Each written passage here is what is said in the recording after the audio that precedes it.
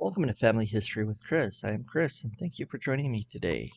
I wanted to get you updated on how well we're doing. My contributions are now up to 49, which is I think it's great. It's been 2 months, and we're getting there.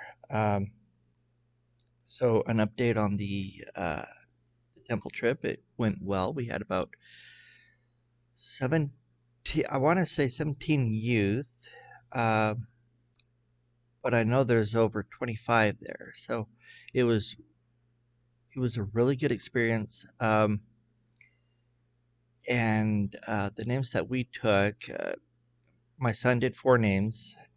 Most did about 8 or 9 names. Um, but there were 2 brothers, and I think I talked about these last time. But 2 brothers that come from, I believe, England. Uh, they were excited. I could feel that they were very happy and excited to move forward. So, uh, it was quite an experience to get to do that. Um, Anywho, that's what we have going on here during the week. I did find somebody that had a history. Uh, However, I don't remember who. So I was looking, and as I was looking, I found Zachariah Hardy and Eliza Philbrook. Uh, she's got a lot of memories contributed. So I just want to read this to you. You can follow along if you want. I think that would whatever you'd like to do, or just listen. Um, Zachariah and Zachariah Hardy and Eliza Philbrook Hardy, A Forbidden Book. Missionaries visited Zachariah and Eliza Hardy when they were parents of young children and living in Belfast, Maine, near the ocean. Eliza was a faithful Methodist and not interested in the message the missionaries wanted to share. The missionaries decided to leave. One of the missionaries asked a simple favor for Eliza. Can I leave this book here for safekeeping until we return? Just whatever you do, don't read it. Eliza agreed, but could not contain her curiosity. Why would the missionary forbid her from reading the book? What was in it?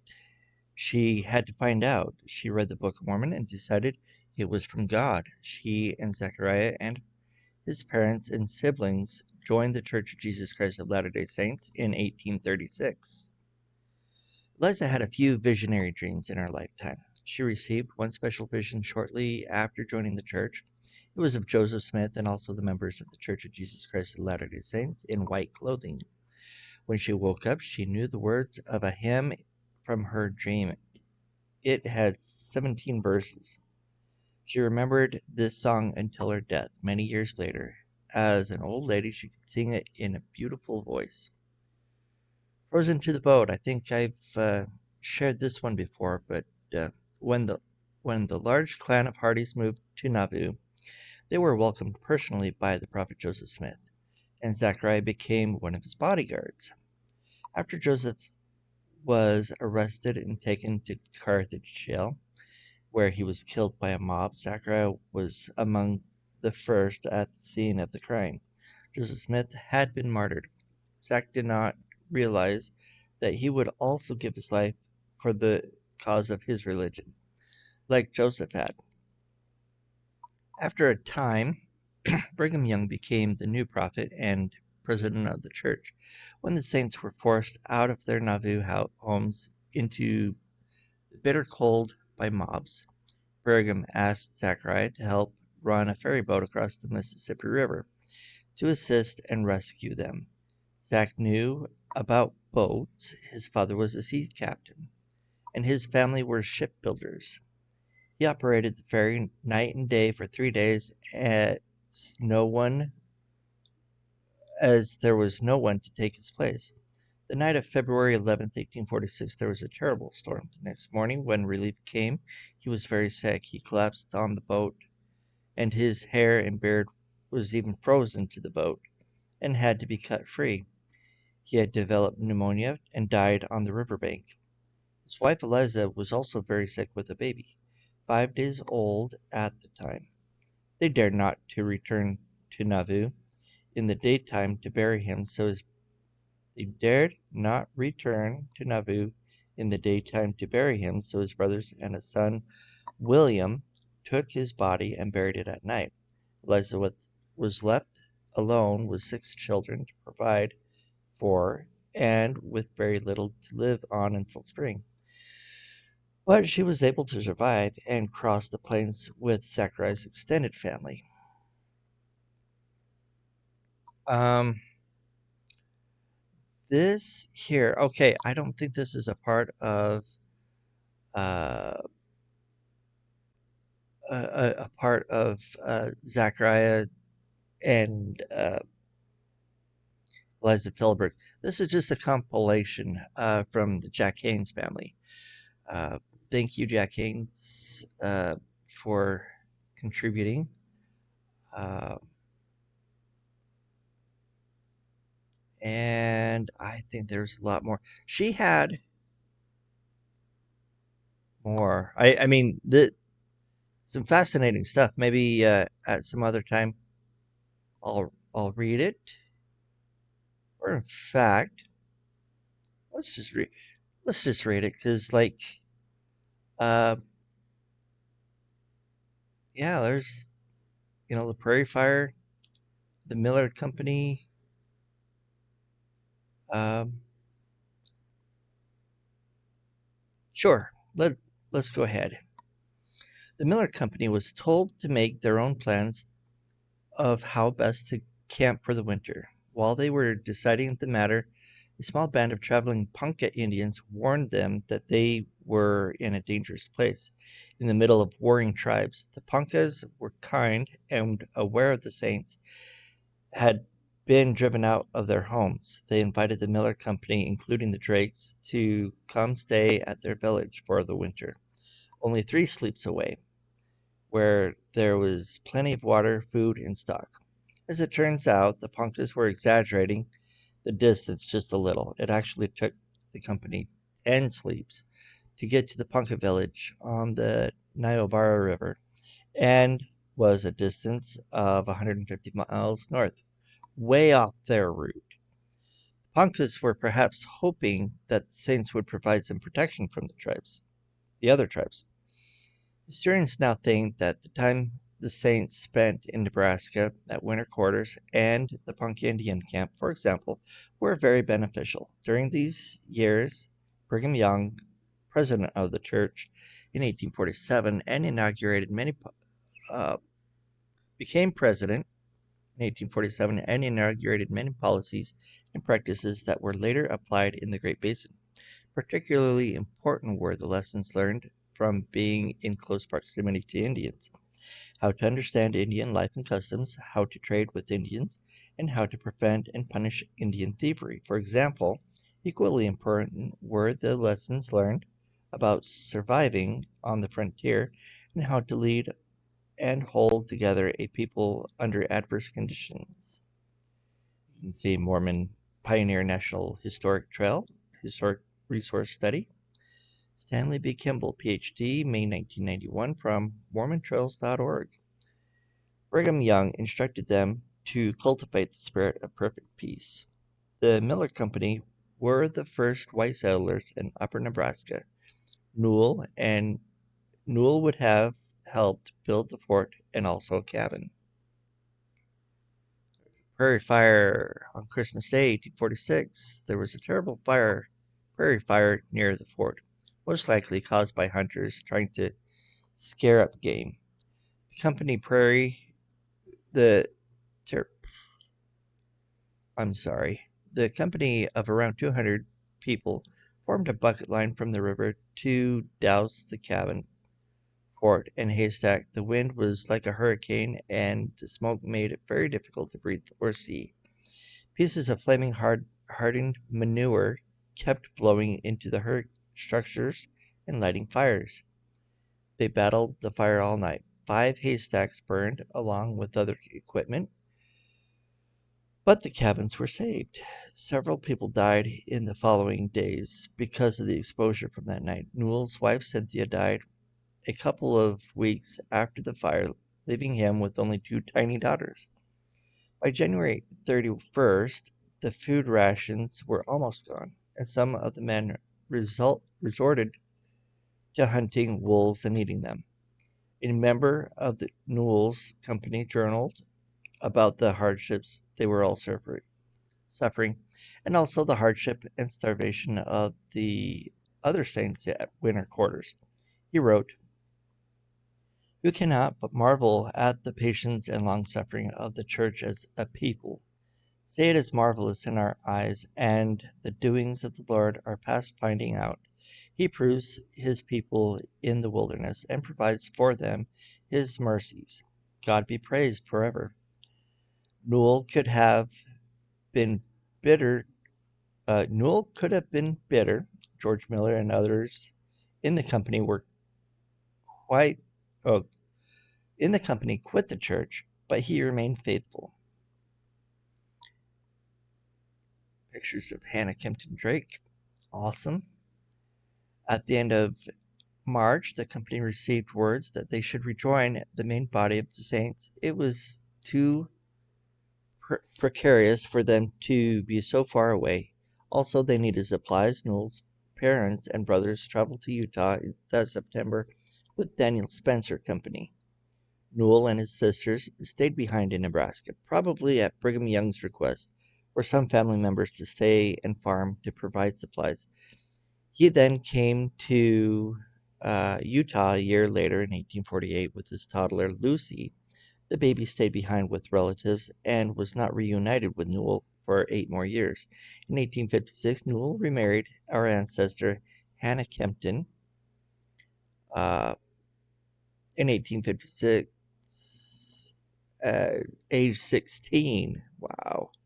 In Salt Lake, a year after he arrived, who would eventually be the father of 14 children.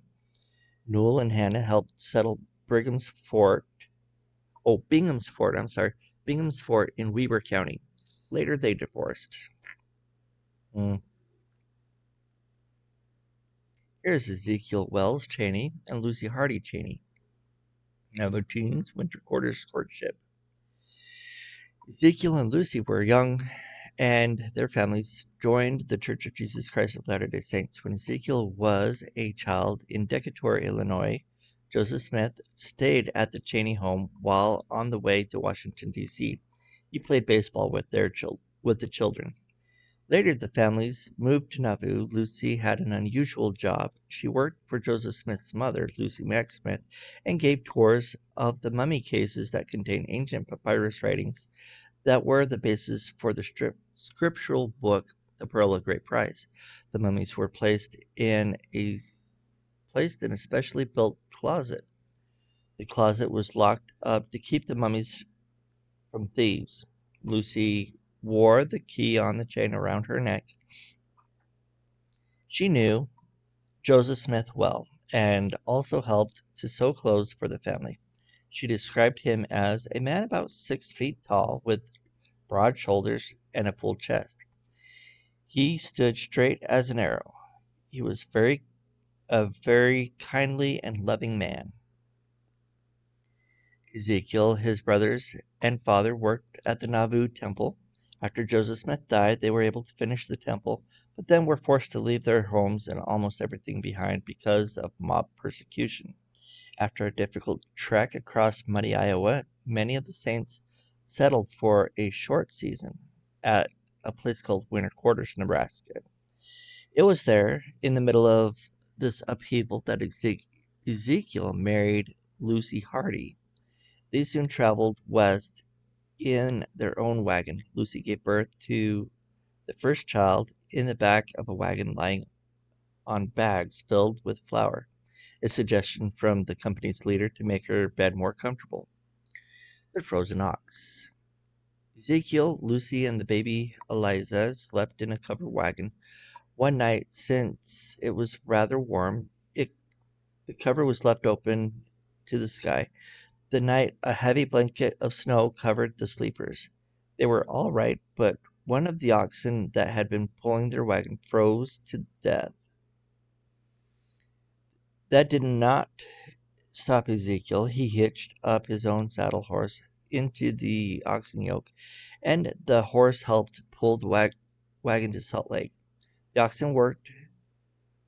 the oxen's work was not finished, though. Ezekiel's daughter described how her dad would thresh the wheat. Father would plow up a piece of ground about 12 or 14 square feet, and then he would wet it down with water, letting it soak up good. He mixed the dirt with sand and clay, and then he would pound it with a wooden mallet and spade it until it was level. When it dried, it was almost as hard as rock. Then he swept it good and proceeded to pile the bundles of grain around with the head of a grain towards the center. He hitched up the oxen and drove them around and around over and over to grain. To get the oxen to go right, they said, "Whoa, ha!" And to get them to go left, they said, "Whoa, gee!" Miracle of the Seagulls. Ezekiel and Lucy settled the Mound Fort near Ogden. It was difficult to work to be a pioneer. They had to grow and make all of their supplies. Ezekiel was a cooper and made barrels. He was also good at making boots and shoes and would trade them for food. Since the food was scarce for several years, most people were poor, it was important for the farms to produce well so the people wouldn't starve. Ezekiel's daughter, Olive, uh, shared a memory about how they witnessed a miracle that is famous in the state of Utah. One year we had a terrible time with grasshoppers. They were so bad they ate everything in sight. The seagulls saved us by lighting on our land and eating the grasshoppers. And then we would take the bush or willow and take brush or willow and shake near them so they would go on over to the barkers and eat more grasshoppers there. The seagulls were tame as chickens, and we could get right up to them. They would devour the grasshoppers and then throw them up and eat more. There would be piles of dead grasshoppers all over. The seagulls saved the crops. Okay, I think I'm going to stop there. There's plenty more. Well, no, we'll do one more because I believe this is still part of uh, Ezekiel Wells Cheney and Lucy Hardy Cheney. Uh, Dancing to the Heavens, Lucy's granddaughter, Pearl Drake Haynes, tells the story the night that Grandma Cheney died, that day she got all her nice blouses out and ironed them all up. She used to have some beautiful blouses, and she loved to iron them. Her granddaughters asked why she was ironing the blouses, and she said, "I'm going to a wedding tonight. You'll see." My grandmother was a great dancer, and she loved to dance. That evening, she told her grandchildren or great grandchildren, I guess, to all line up on the overstuffed sofa, and she would dance for them because she was going to this wedding. And she would dance before she left, so she did. And she said, "Well, I'm getting kind of tired. Move over some and move over some of you and let me sit down." She sat down and passed away on the sofa. She was a great entertainer. Wow, that's kind of sad. I'm sorry. At the old folks' party, at a Ward's old folks' party, they had my grandmother and her oldest daughter dance for them. They gave a dance recital, and she was honored for being the oldest at the party. Okay, and here's some pictures of Lucy Hardy Cheney as a young mother, so right there, and later as a grandmother right there. Okay, I know there's more, and maybe I'll do another video, but we will keep it there. I hope you enjoyed those stories, and I hope to find more to share with you. And with that, we will catch you all later. Thanks. Bye.